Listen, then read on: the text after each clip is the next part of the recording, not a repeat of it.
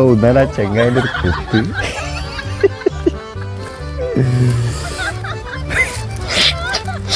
ആരവിടെ നല്ലൊരു സെന്റ് എത്തിക്കണേ, നല്ലൊരു മണം. ഇങ്ങനെ കാക്കുമ്പോൾ എന്താ സുഖം എന്നറിയാം. എന്തൊരു മണം. എനിക്ക് മണക്കണ്ടാ.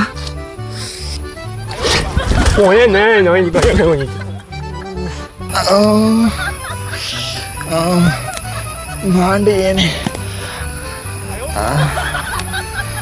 കള്ളപ്പന്നി